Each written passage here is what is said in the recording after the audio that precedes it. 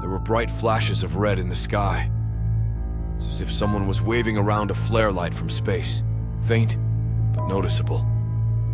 We all made UFO jokes and laughed as we nailed our tents into the ground.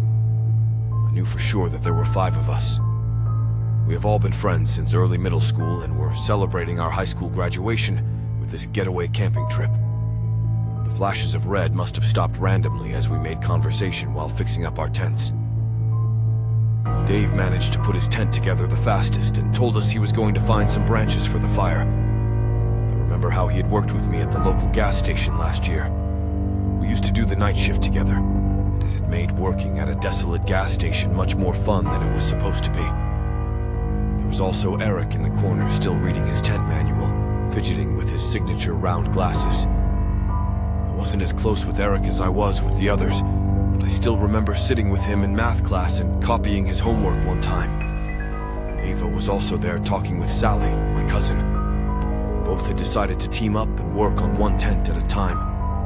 I also have clear memories of them, hanging around at school in our usual places. In fact, I even knew Ava's younger brother as he used to beg to go with us wherever we went. I bring all this up because I'm sure that there were 5 of us, including me, and that I knew everyone in the group. So David went to get some branches as we pulled out some foldable chairs and set them up around the fire pit. I remember feeling uneasy as the sun set, and darkness began to consume the forest. The shadows of trees elongated around us as the minutes ticked by. Eric went to get a flashlight from his bag while we wondered what was taking Dave so long. He appeared soon after, the harsh rustling sounds of the bushes signifying his return. We were all buried in our chairs at this point, covered by our jackets. The temperature had dropped quickly and a slight breeze was beginning to pick up. "Geez, you guys weren't even bothered to pull out a chair for me," Dave said as he arranged all the branches in the pit. He had set up 5 chairs around the fire. I tried to rationalize the situation. No matter how hard I focused, my head felt like it was underwater. I had perfect clarity up until that moment. But when I tried to focus on why 5 chairs were occupied when Dave hadn't sat down yet, my head seemed to just stop working as if something was reaching in and pulling out my thoughts. Instinctively, I felt even more uneasy now, and I had placed why. The whole forest had gone dead silent. I looked around at the faces of the others and could tell that they had felt the same. Eric was fidgeting with his fingers, trying to scan around the group and spot the extra person, and it was futile. I scanned every face, each etched in worry and frowning and frustration except for... "It's... all right, I'll get the chair myself," Dave said, breaking the silence and somewhat alleviating the tension. I got up and offered to help him. He looked into my eyes and nodded knowingly. We headed away from the fire pit towards the tents, but I kept my eyes glued on our group. "How many people are here?" I whispered to Dave as he looked around and realized that we had indeed only packed 5 chairs. In fact, every person had brought with them their own chair. They were heavy to carry and we wouldn't bring any extra needlessly. "There's 5, right?" "And there's 5 chairs," Dave replied. His voice wavered as he spoke. "No, I just think maybe one of us forgot our chair," I said. My mind was struggling to address the issue head-on, and now sought to find rational excuses instead. I didn't quite feel in control of my thoughts. It felt like swimming in a dream. If I tried to force myself to think about who the 6th person was, my head would begin to throb. "Yeah, that sounds about right, actually," Dave said, relaxing and heading back to the group. When we walked back to the fire pit and circle of chairs, 2 chairs were empty. One for me, and one for Dave. Everything was adding up now, even though we all agreed it wasn't before. Sally suggested we were all probably tired after the long hike to get here and probably just needed some sleep. She could have been right. We were all sleep-deprived from waking up very early today to make it on time. Ava brought out the drinks. The whole 6-pack was emptied. We all moved closer to the crackling fire for warmth as we took sips from our cans and reminisced on memories of last year. Ava was in the middle of telling us about that one time she was home alone with weird things happening in her house, and I got these sudden chills despite the pleasant warmth of the fire. What felt cozy and safe moments ago felt wrong now, all because I realized that there was a crucial detail I missed. Who started the fire? I asked, completely interrupting Ava in the middle of her story and breaking everyone else's immersion. Everyone looked momentarily annoyed until they realized they had no answer. Once again, I scanned the faces staring back at me, all barely illuminated by the light from the fire, all familiar and pale from fear. "Wasn't it you, Dave?" Eric asked. Dave shook his head. "I think the person standing behind Jenny did it," Sally said, looking over at me. I whipped my head around so quickly it hurt. My heart was pounding in my ears. There was nothing behind me except for the encompassing darkness of the woods. Staring at those tall, dark trees behind me made me feel exposed. I felt like a lost bird in a vast field. Wait, I mean... I don't know, Sally said. Her eyes had gone wide and she was shaking visibly. She continued to look around frantically as Ava moved over to her, placing her hands on her shoulders and trying to calm her down. "I think we should leave this place," Ava stuttered. "Yeah, something just doesn't feel right, but I can't put my finger on it," Dave said. "But it's so dark out in the forest now. We'll probably get lost if we leave now." Someone else said, "Yeah, I think we should stay the night and leave as soon as we can tomorrow." Eric agreed. I tried to protest, but realized Eric was right.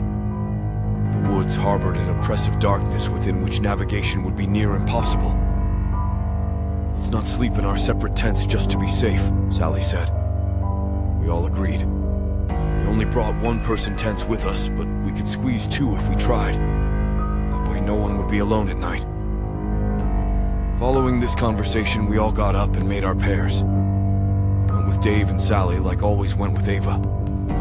Eric kept complaining that he didn't have a pair, but we reassured him he did. He wouldn't accept it. I feel like at some point we all realized that there were only 5 of us. Suddenly we were all huddling up in the middle of the clearing. "Why do we keep thinking there are 6 of us here?" Eric asked. Sweat was dripping down his face despite the cold. It nearly left him all alone on his own under the assumption that there was another person. My stomach turned as I squeezed my eyes shut and tried to mentally recap everyone here. My head throbbed, but I kept pushing it. There's me, Dave, Eric, Ava, Sally, and... I was pointing at each of them as I said the name. I retched and emptied the contents of my stomach on the ground when I got past Sally. The left side of my head felt like there was a knife stuck in it. My vision was blurry. Dave held me up to stop me from collapsing. We all wordlessly started to move towards the tents. Someone put the fire out. Dave helped me into a tent while the 4 outside discussed what to do. I could only focus on snippets of the conversation as the excruciating pain beating against my skull came and went in waves. Sally had the brilliant idea of arranging 3 tents together so their openings faced together at right angles in a sort of U shape, so we could sleep as close as possible and also limit the entrance to our tents. Dave was about to go to help as they worked outside, but I clutched his hand and asked him to stay with me. The tents took some time to arrange. I started to feel a bit better once everyone got settled into their tents. A quick head count confirmed there were 5 of us. Eric would have to sleep in his tent alone. He was more comfortable with it since all the tents were very close now. Looking back now, I think he was just trying to put a brave face on for us. I regret that moment deeply, letting him sleep in his tent alone. He was always less integrated in our group, and knew that none of us would pair with him. Just before going to bed, we all agreed to leave as soon as the sun rose in the morning. I remember taking one last look outside the tent into the forest before trying to fall asleep. The wind had picked up and the tree branches were swaying gently. Beyond our clearing was just pure darkness. It felt like the trees were closing in on me. With the faint moonlight illuminating our clearing, I turned my head to look over at the 2 tents we had left out and saw someone standing next to them. Despite the circumstances, sleep came quickly and easily. Ava's shrill scream woke me up in the middle of the night. Dave and I ripped our tent door open to find Sally and Ava looking into Eric's tent. We pushed them aside. Eric's sleeping bag was rolled up. He was still inside it, his head in the center, face contorted in utter agony. The rest of his body rolled around it with the blue fabric now dripping with dark blood. Dave zipped up the door of the tent.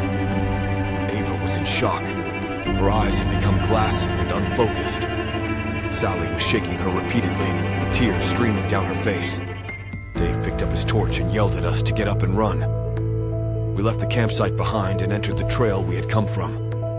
The five of us huddled together, Dave leading in the front as he cast his weak flashlight over the path so we could see it.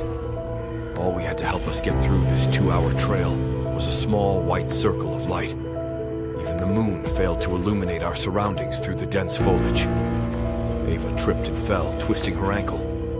We came to a stop. Someone said they knew how to splint it so we could keep going. They dragged her into the woods instead. It happened too quickly for any of us to process. Sally was about to run after Ava when Dave held her back. She struggled and managed to free herself, running into the trees to follow the echoes of Ava's screams. I was about to run after her, but Dave held me by the shoulders and shook me hard. "We need to get out of here, Jenny, please," he said.